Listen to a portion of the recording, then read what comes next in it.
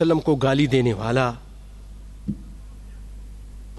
وہ اس کی سزا آپ نے سنی صحابہ کرام کے واقعات سے اور نبی کے فرمان سے بھی کہ آپ نے ان کی طرف اپنے صحابہ کو بھیجا کہ جا کے قتل کر دو. تو پتہ یہ چلا کہ ان کی سزا موت ہے، اور دنیا کی کوئی قاضی، کوئی عدالت، کوئی مفتی اس موت کی سزا کو نہیں بدل سکتے ہیں. یہ بھی یاد رکھیے گا. اور میں نے یہ بھی بتایا تھا کہ نبی صلی اللہ علیہ وسلم کے علاوہ کسی اور کی گستاخی کے لیے، یہاں تک کہ ابو بکر کی گستاخی بھی اگر کوئی کر رہا ہو تو اس کی سزا موت نہیں ہے. خود ابو بکر کہتے ہیں، اور آپ کے سامنے بیان کیا تھا. ٹھیک ہے، سزا تو موت ہے، لیکن کیا ہم اپنے ہاتھ سے دیں جیسے ہو رہا ہے، جس کی وجہ سے اور شر اور فساد پھیل رہا ہے. اب یہ کچھ نوجوانوں نے جا کر وہاں کیا، جس کی وجہ سے الجزائر کے جو فرانس مسلمان ہیں ان پر اور سختی ہوگی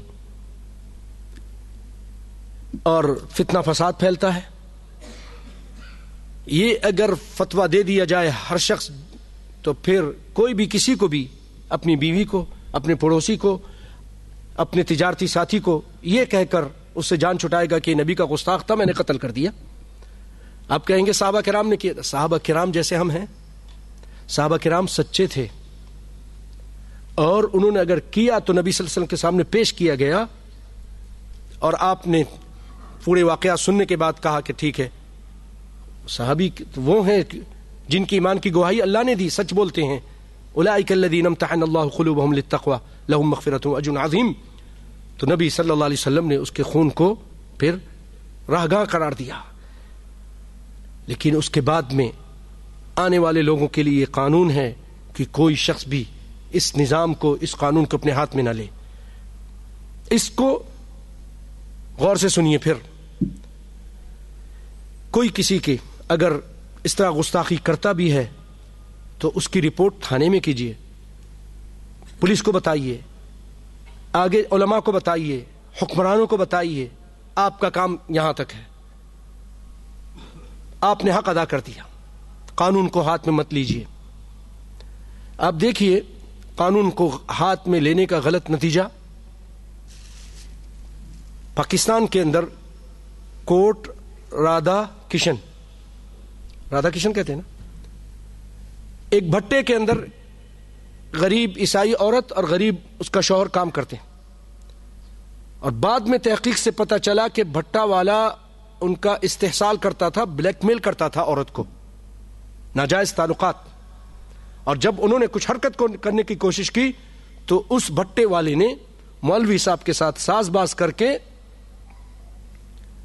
کہہ دیا کہ یہ نبی کے گستاخ ہیں، اور یہ کرتے ہیں، وہ کرتے ہیں. مسجد سے اعلان کر دیا مولوی صاحب نے بھی، اور پھر لوگوں نے اپنی جذبہ ایمان کا مظاہرہ کیا غلط جگہ پر، اور ان دونوں کو پکڑ کے مار مار کے، عورت کو اور مرد کو مار مار کے، عورت حاملہ بھی تھی، مار مار کے ادموا کر کے بعد میں اپنے ایمان کے جذبے کو اور زیادہ ٹھنڈا کرنے کے لیے بھٹے کے اندر ڈال دیا، اور 3 جانیں وہاں ختم ہوئیں، حاملہ، بچہ، عورت اور اس کا شوہر. یہ کون سی انسانیت ہے؟ کون سا نظام ہے؟ اسلام اس کی اجازت نہیں دیتا. شیخ عثیمین اسی لیے فرماتے ہیں کہ اگر یہ اجازت سب کو دے دی جائے تو پھر افراتفری اور لاقانونیت پھیل جائے گی. ہر آدمی دوسرے کو قتل کرے گا اور کہے گا کہ یہ گستاخ تھا، اس نے نبی کو گالی دی تھی، میں نے قتل کر دیا. بات واضح ہے. کوئی اس چیز کو اپنے ہاتھ میں نہ لے. قانون کو، قرآن کی کوئی بے حرمتی کرتا ہے. اس میں یہ بھی، اس کی رپورٹ میں یہ بات بھی آئی ہے کہ جب یہ دونوں میاں بیوی، ان کا جو سسر تھا، عورت کا سسر، وہ جب مر گیا تو اس نے، عورت نے اپنی شوہر سے کہا کہ جو ہمارا سسر تھا وہ جادو کرتا تھا، جادو کی کتابیں رکھی ہوئی تھیں، تو اس کو ایسا کرو جلا دو. شوہر نے مل کر جلانے کی کوشش کی تو اس کے اندر ان کو کچھ نہیں، وہ کہتے ہیں کہ ہم ان پڑھ ہیں، ہمیں کچھ نہیں معلوم. اس کے اندر قرآن کے کچھ اوراق بھی تھے یا کچھ آیتیں تھیں. تو ہمارے مسلمان بھائیوں کو، جذباتی مسلمانوں کو وہ اوراق نظر آ گئے اور انہوں نے پورا وہاں پر پروپیگنڈا کر دیا کہ یہ لوگ قرآن کو جلا رہے ہیں. وہ بیچارے ہاتھ جوڑ جوڑ کے کہتے رہے کہ ہمیں کچھ نہیں معلوم، ہم پڑھنا لکھنا نہیں جانتے، ہمیں نہیں معلوم کہ قرآن کی آیتیں یہ کیا ہیں، ہم تو جادو کی کتابیں جلا رہے تھے. لیکن انہوں نے ایک نہیں سنا.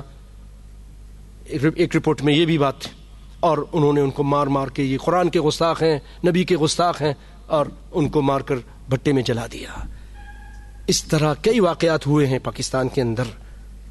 تو بھائیوں، قانون کو، اللہ کرے میری یہ بات ہمارے نوجوان ساتھیوں کے جذبے کے ساتھ یہ جو کرتے ہیں، تھوڑی سی اس کی کلپ بنا کر، اللہ کرے پاکستان کے لوگوں تک یہ پہنچے اور ہندوستان کے لوگوں تک بھی پہنچے. ایسی چیزیں جو انسانیت سے ہٹ کر ہیں وہ نہ کریں، قانون کو اپنے ہاتھ میں نہ لیں.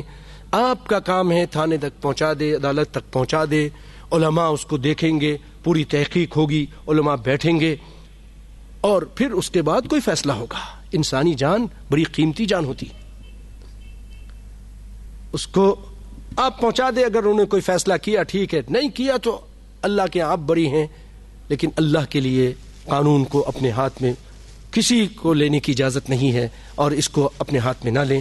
میں یہ بہت اہم بات سمجھتا تھا جو کرنا، اس لیے میں نے اس کو آپ کے سامنے پیش کیا ہے. بھائی، اپنے اخلاق کے ذریعے اسلام کو پھیلائیے. یہ جذباتیت سے کام نہیں چلے گا، اس سے اور لوگ متنفر ہوں گے، دین اسلام سے بھاگیں گے کہ یہ تو درندگی ہے. یہی کہیں گے نا، یہ درندے ہیں، انسان نہیں. حالانکہ جاہل لوگ ہیں جنہوں نے یہ کیا ہے. اصلی اسلام، حقیقی اسلام کا اس کے ساتھ کوئی تعلق نہیں ہے.